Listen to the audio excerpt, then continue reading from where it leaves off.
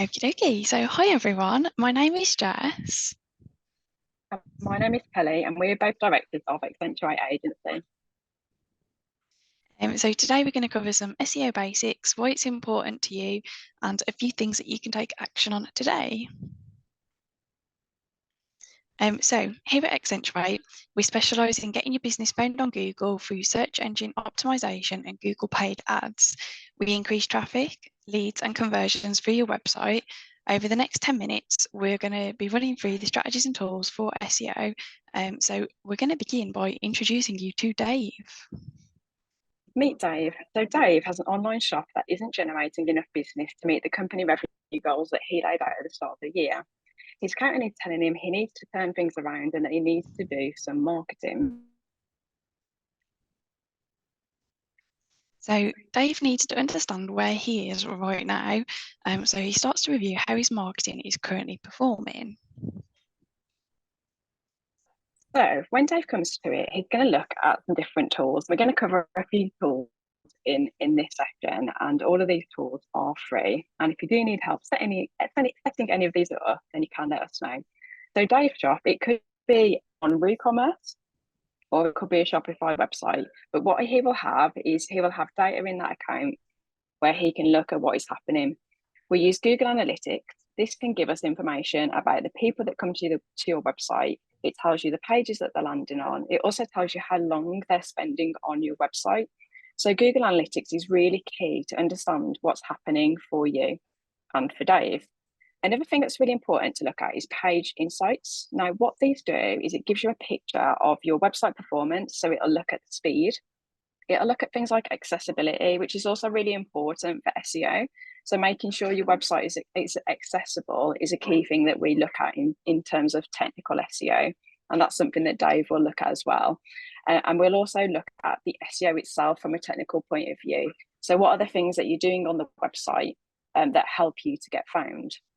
Other things that are really important to SEO are actually numbers. So looking at your average order value, the lifetime value of clients, and your abandoned cart rate, and the number of repeat customers is actually really key data, because if you can understand those details, you can sort of prioritize the things that you want to focus on from an SEO strategy point of view. And when you're looking at your keywords, so understanding these metrics is key. And it's also key on the pay-per-click side, which we're not going to cover so much today, but we will answer questions on it, as I know we've got a little bit of extra time. And potential service and product upsells is one of the other things that we look at as well. Because obviously, if you've already got a client, we also look at how you can then upsell other things as well. So we don't just look at SEO from one point of view. Yes, it's really good to drive traffic to your website from SEO, but it's actually looking at whether that traffic converts and whether it's actually making you money, because you've got to see it as an investment. And for us, it's really important that you get that investment back as well. So back to Dave. Dave's had a look at his website. He's had a look at his analytics and his speed insights, and he has identified his pain points as not enough website traffic. His engagement rate is really low on the website, and the abandoned cart rate for people checking out is actually really high. So now that he knows these, he's going to be able to make a solution for how he's going to tackle them. So Dave is quite sad at this point. He's found out this information, and now he needs to understand what to prioritise first in terms of what is going to make the biggest difference, because Dave wants some quick wins, as we all do. So what should Dave look at first? We break it down that there's 4 key areas. So looking at your content and keyword strategy is key, because you need to know how many people are actually searching for that keyword. You might think that people search for your service as a certain phrase, but actually it's the data that might tell you it's slightly different. It might be a synonym of a word, it might be a related word. And actually the search volumes and understanding them is key to understand your strategy. So what Dave's going to do first is we're going to work out what services he wants to optimize for SEO. We're then going to get the data from Google Ads and work out which ones to go for. Other things that we look at, and we are going to go into these in more detail, are your page titles and meta descriptions. And these all boil down to on-page SEO. So making sure that you've got your keywords in there and you're optimizing correctly is something we're going to touch upon. Website load speed is another key factor, and we're going to give you some quick tips on things that we see often when we do the reports on this. And 404 errors is something that's really important, and you can get this information out of Google Search Console. And for Dave, what it means is if he had a product that he doesn't sell anymore and he deletes it off his website, let's pretend that page is ranking on Google, and that no longer exists. So if someone clicked on that link in Google, it gave up with a 404 error, he's potentially lost that sale. So the key thing to do is to do a redirect. The person doesn't know that they've just had a redirect happen, but it can take them to another product that's maybe the one he's replaced it with, to ensure it's a really good user experience. More detail now of what Dave needs to do. So the first thing that we would recommend for Dave to do is to do a keyword strategy. As Cal just alluded to, that kind of gives you how many people are searching for certain keywords. And we've got a few tools that we're going to share with you as to how you can best approach your keyword strategy.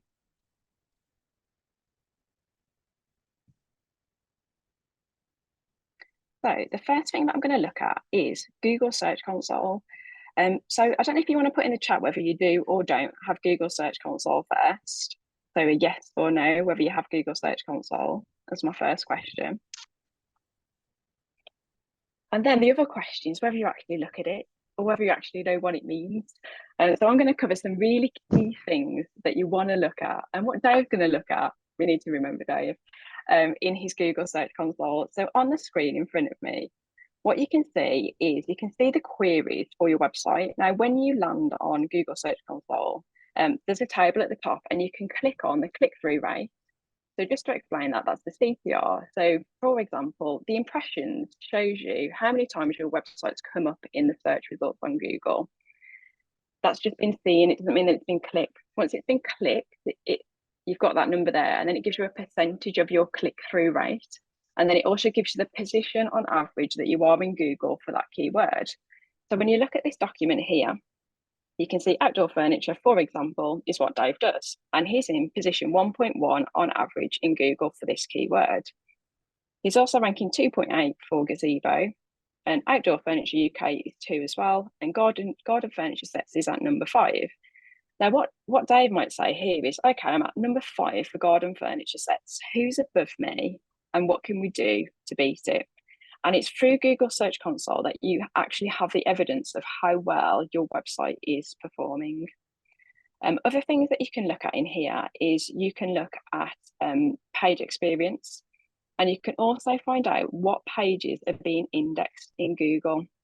Now, indexing is really important because if your pages aren't indexed, it means that nothing on those pages is counting towards your SEO.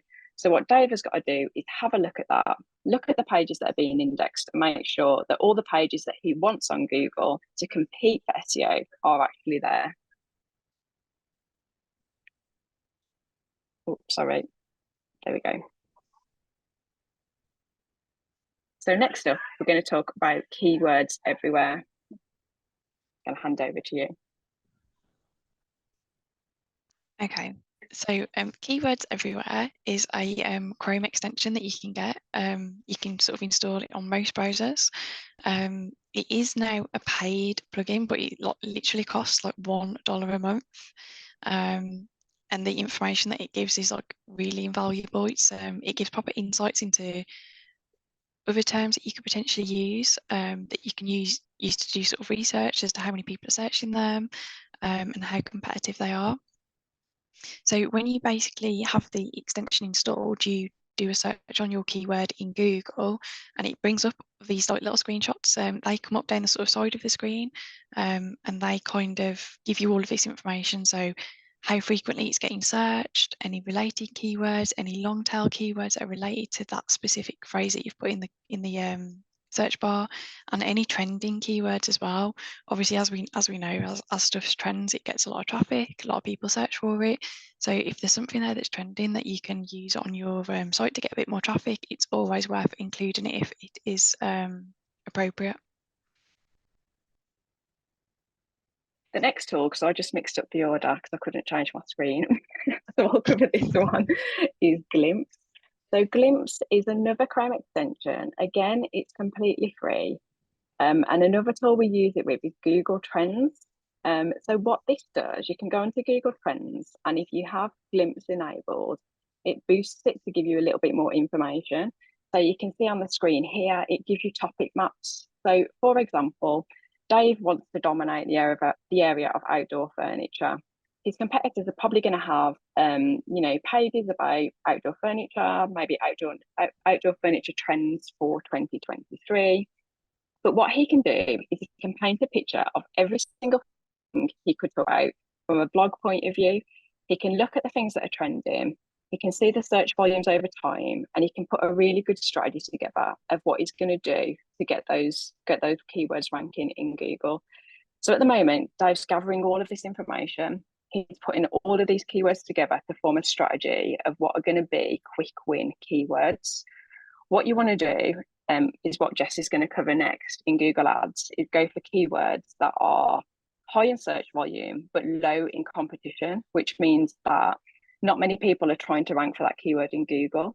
And I'm going to let Jess cover that in a little bit more detail as to how you can find that information out in Google Ads.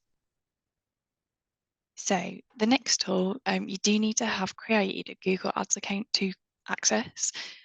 So once you have that set up, it's really easy. You sort of just fill in some details, get your account open and skip starting a campaign to get the account started. They've actually included an option now to skip. It's going to be quite small towards the bottom, but you do not want to set up a campaign before you have done any of this research. But once you're in, you go to the tools and settings at the top and you go over to the Google Keyword Planner. Once you've got there, you come to a screen sort of similar to what you can see in front of us, and you put your search terms basically in the top, in the bar. So after going through the tools that we've already shown you, should have like a short list of kind of keywords that you think, actually, yeah, these look pretty good. I now need to see which ones are being searched, if they're sort of high competition or low competition, and whether they're worth kind of creating content for, trying to get them on your website. Bringing it back to Dave, Dave is going to kind of use the get ideas as well to expand on the ideas that he's already got, to build out keywords, and it'll give you even more information, even more keywords to consider. But the ones that are amazing, you want to sort of use the filters across the bar there. So you want to go high sort of average searches, so anything over kind of like, just filter that high to low, and then do another filter on the competition and pick out the low and medium ones. Always pick out low first versus a high search volume. If there aren't any that are low versus a high search volume, go for medium. And they're the keywords that you really want to sort of work on basically for your website. So they're the ones that you want to include in any content that you've got, that you want to create like content strategies around, and you need to include those on your website so that you get a chunk of that sort of average monthly search traffic that's coming through. Perfect. So now Dave has his keyword strategy. He's now thinking, well, hold on, how is my current website doing? And there's two tools that we're going to show you today, which are going to help you to work out how you've optimized your website today, and also how you can carry out those optimizations. So the two tools I'm going to talk about is Screaming Frog SEO Spider. It is completely free to download. I think it's just capped on how many pages that you can crawl within it. But I'm going to show you how that looks in a second. But you can essentially run your website through it, and it gives you a crawl of all of your website pages, and it shows you all of the titles that you've got set. It can, like, I look at it because it helps me to see like what keywords a company is trying to rank for, because I look in the titles, I look in the meta descriptions, and it gives you a really good idea. So Dave's going to get Screaming Frog, and he's going to run his URL through Screaming Frog to look at what's going on his website. And then the other tool that we're going to show you is Yoast SEO. And this is a tool you can use on WordPress. If you're on another platform, there are other alternatives available, which I can go through if you ask me. But Yoast is a common one for WordPress, and you can use this to update the titles, update your meta descriptions, update your keyword focus, and it's a really good place to start. And when I'm talking about titles and meta descriptions, I've given a little example at the bottom. So you'll recognize this because this is how search results appear in Google. you'll see here, I've got the title, or Dave's got the title. He's got outdoor furniture at the beginning, which is his keyword. He's also got outdoor furniture specialist. So he's got outdoor furniture in his meta description as well. And he's also got that he's got a really big offer on at the moment of 20% off for free delivery. Your meta description is really key because it's a snapshot of why someone would choose you over somebody else. So it's really important to try and make that stand out as much as you can. You may not be at number one of Google, but now Google's got a continuous scroll that's been brought into place. Who knows how that's going to affect some of the page 2 search results. So making the most of these things is really key, and that's something that Dave's going to do. So this is Screaming Frog here. So you download it on your computer, so it's free to use, and you pop your URL up here where I've got www.shop.com, which is Dave's domain. Now what this does, it crawls your whole website. It gives you a list of all the URLs. So really quickly, you can take a quick snapshot of actually how many pages you've got on your website. It also shows you the meta descriptions, and it also shows you the titles. So Dave is looking at this now, and he can see really clearly that he hasn't set some of the meta descriptions. In fact, if you look to the right, it's probably really tiny for you guys, but it shows on the right hand side a little column which tells you that there's 122 missing meta descriptions. So those are opportunities that he could go in and add the meta descriptions for this. So hopefully that gives you a little picture of what you can use to analyze your website. And then what Dave's going to do is going to go, okay, I haven't set a meta description for rattan outdoor furniture, which is a product category. So then what he'll do, he'll go to the product category page, and he'll see, if you edit the page, you'll scroll down, there's a box on the page, which is the Yoast box, which gets added once you activate the plugin. He can go into here and he can change what the title is. It'll give him a little preview above it in terms of what he's writing. And you can also change the meta description here, and he can see what he's writing there as well. So getting your keyword in is really key, but making sure above all else, it's human friendly is the key. Google wants websites at the top of Google that answer people's search queries. So whenever you're asking, what can I do for SEO, always think, is what I'm doing useful? And is what I'm writing, does it make sense? Because if you answer no to either of those things from an SEO point of view, I'd tell Dave not to do it. So after you've obviously got your keyword strategy, there's a few other problems there that Dave wanted to try and sort of solve on his website. So through the page insights report that he pulled, he realised that his website is slow. So in an ideal world, you want your website to load in 3 seconds. It's particularly important if you're going to run ads because it reduces the bounce rate of people sort of going back to the search results in Google. We've all had it where you click on a link and you just get a white screen of death, and it takes ages for the website to load, and you're just like, oh, I haven't got the patience for this, and you go back to Google and you click on the next link down. So to avoid that, there's a few things that you can do. So you can see here that we've put some screenshots of the most commonly sort of seen errors that we see that slow websites down. So serving images in next-gen formats and properly sizing images. They're definitely not as complicated as they look or sound, and we've got a couple of tools that can help you to solve these problems too.